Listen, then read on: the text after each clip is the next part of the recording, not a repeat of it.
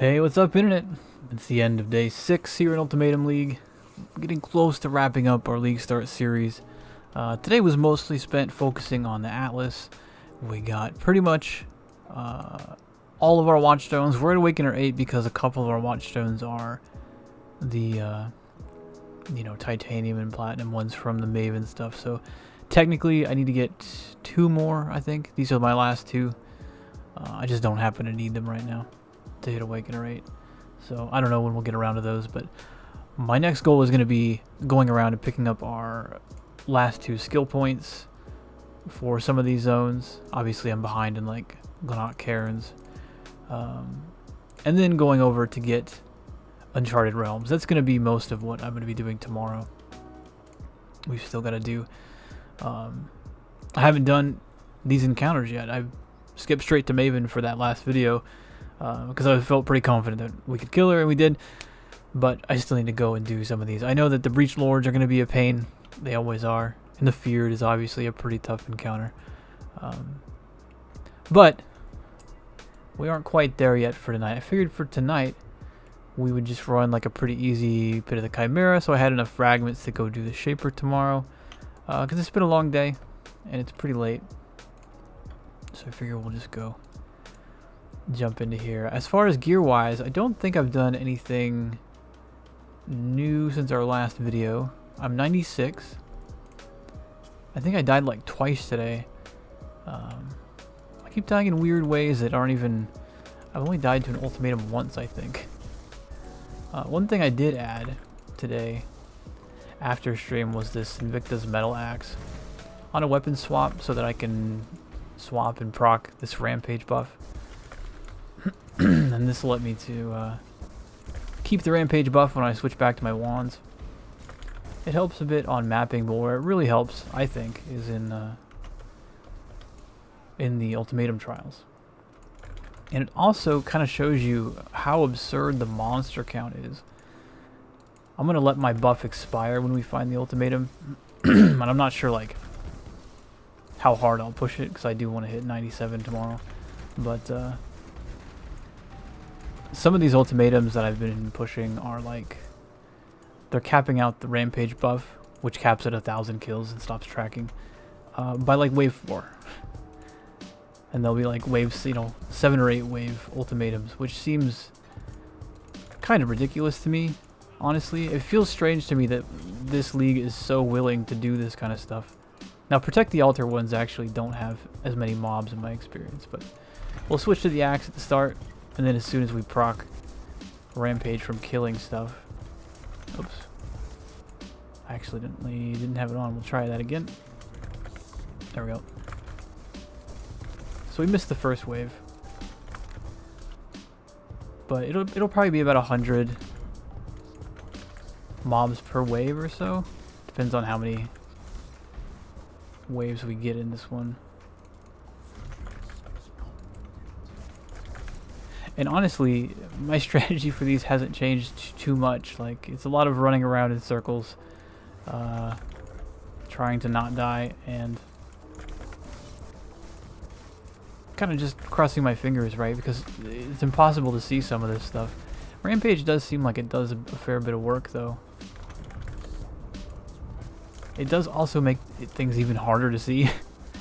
So if you're already having visual issues like that, maybe don't add this one.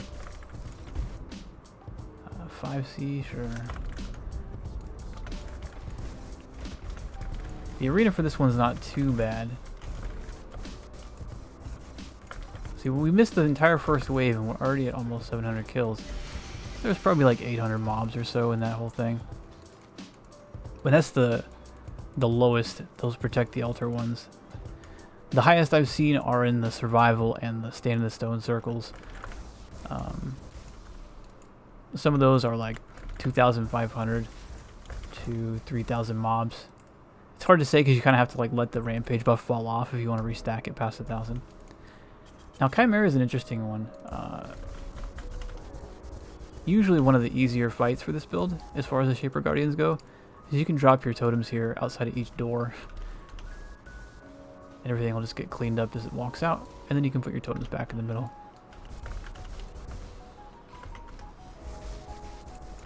Otherwise, it's a pretty standard fight. You're just looking for him if he does smoke clouds. He's going to be a little bit tougher right now because of the Maven buff. And then every time he disappears and goes up top, just drop your totems in front of the doors. And then put them back in the middle when everything's dead.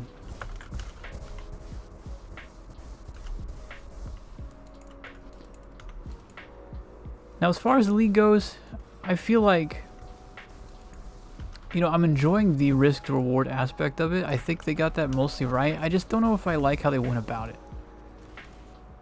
And there's that guy on tier 16. Pretty easy fight. I think probably the easiest of all the Shaper Guardians.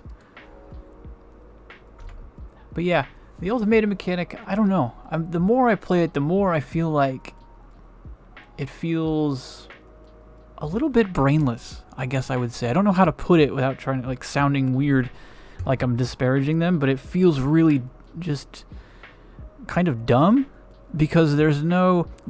all the, like, decisions you're making happen between the waves, but the actual gameplay part is really insanely messy. There's too many mobs, and the arenas are too small to where all you can really do on a lot of builds is just run in a circle. You don't really care about mobs like Stalking Ruin, Choking Miasma. You're not thinking about them. You're just running in a circle. I mean, they can't catch you when you run in a circle, and hopefully neither can anything else. There's no real way, I think, to use your eyes and actually dodge things because the whole arena's mobs, right? It kind of feels like the 5-way from Legion crammed into a ritual circle, if that makes sense. And I don't like it. I don't like that aspect of it ramps up to seemingly like no ceiling. Like there's no limit on it, right? And I just wish there was like a slightly more sane mob count. So some of those cooler enemy designs, some of those mobs are completely new, right? The really big gorilla guys with the Vol-looking swords that do covered in ash. We have the weird like crystal statues that pulse effects. Once the fight starts, it doesn't matter. And none of that stuff matters because all you can do is run in a circle. You know, like you can't actually pick out anything, any one thing happening in the arena except for maybe Choking Miasma because it's a big green cloud. And you don't care anyway because you're going to run in a circle and it can't catch you. So I don't know how I feel about all that. Anyway, I won't ramble too long.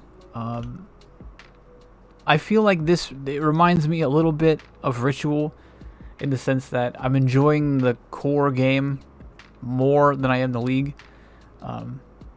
But unlike Ritual, I feel myself getting tilted by this mechanic even when I'm winning. Right? Like I said, I have 5 total deaths at 96. Only one of those was from Ultimatum, right? All of my deaths have been on stream, by the way. So I had 1 to Maven, which you guys saw in the video yesterday. I had 1 to Cirrus, which was more like a desync death, and I don't know if I could have prevented that.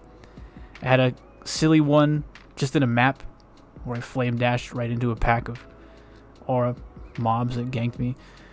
I got ganked by harvest mobs once, and just not respecting them. I just stood there and got shotgunned by like 20 mobs. I don't remember where the 5th one was off the top of my head, but it doesn't matter. There's only one of them was an Ultimatum, right? So it's not that I'm finding it too difficult. It's just the way they got there.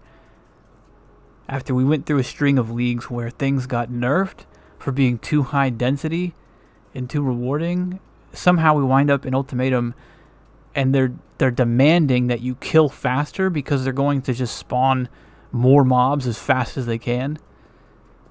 How did that happen? I just don't know how we got here. And it's tilting me a little bit. Right? But I guess we'll see what they think about it and what they do in the coming week. I personally am I guess I'm just not a fan of that pace of I don't care what's in the circle. I just want to blast a billion mobs. It feels like it's too extreme, I guess, for me. So I hope that they tweak it. I think the ones in the inscribed ultimatums, these guys here, I think these are a little bit cooler because you don't get to pick the modifiers. I thought I would like picking the modifiers, but I kind of enjoy the idea of that having to deal with some of these modifiers you wouldn't normally take. I also just think it works better when it's in a bigger arena. You know, the Inscribed Ultimatums gives you this big space, right, to think about. Even though the mobs kind of follow you around and they spawn with you, it just feels better when there's all that room to move with these claustrophobic little ultimatums that sometimes spawn in these tiny, like if you're in Malformation map or in Maze or something, or like Arachnid Layer or something like that, your ultimatum is smaller than my hideout. You know, and they're gonna put 2,000 mobs in it. It's just crazy to me. I don't know. So that's tilting me a little bit, but I am enjoying the actual core game still. I'm pretty interested in getting the rest of my skill points and playing around and seeing what's new in the farming world, I guess, after all the Atlas skill changes. I'll give you one tip. This exotic goods trespassers line, it seemed like kind of a meme. But since we're not really going to be spamming harvest like we used to, I'm going to be running some harvest up here to grab something in particular for later. But if you're just looking for value, I would say your two decent options that people aren't necessarily running. This Trespassers Exotic Goods line, you'll get a lot of really decent loot. Like, it's free, and they're on every map. Even if you ran white maps, these invasion bosses are going to be on the map. And unlike Harbingers down here, right, which was kind of the same idea, where you get this free value, this is fast. These invasion mobs, you just run them over, right? And you'll get a 5 to 10 stack of Chaos, or a 5 to 10 stack of Harbinger Orbs, or a Delirium map, something like that. And there's like 3 of these things on each map. It's nice. Like, it's surprisingly nice to me after the changes. So if you wanted an area kind of like you treated Valdo's Rest, where if you just wanted to run basic maps and get the Atlas to just pump some currency, consider running Turn's End. Maybe even Turn's End Einhar missions, right? To get beasts and still have these trespassers. That sounds like a pretty decent idea to me. The other thing that I'm doing is I'm going to be adding some heist from the map device to try and take advantage of this inside job. Blueprints that drop in Lyra Arthane with this have a 10% chance to be fully revealed. I didn't get one all league last league because I was just praying that we'd get smugglers caches. But for 6 chaos, you can put 2 smugglers caches directly on the map every time. And I've already got one. This is a 82 unusual gems, completely revealed. That's like a 30,000 points worth of rogue markers. You get all 4 wings for free. We've got 9 div card rooms for. I mean, I won't necessarily loot all of this because, like, maybe, you know, the alert level's too high in some of those wings.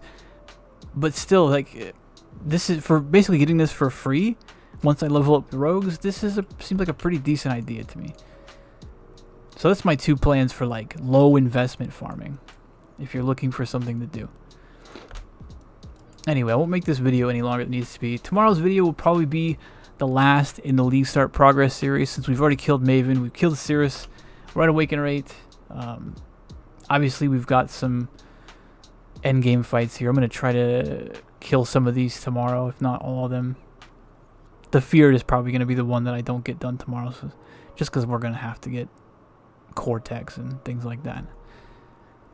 Anyway, if you like this video, make sure to click all the thumbs up and the YouTube button and stuff. YouTube loves that stuff. And if you want to see me live, you can find me at twitch.tv/WallachTV. Still streaming a lot at League Start. I typically stream starting around 1 to 2 p.m. Pacific. And I'll catch you guys next time. Peace.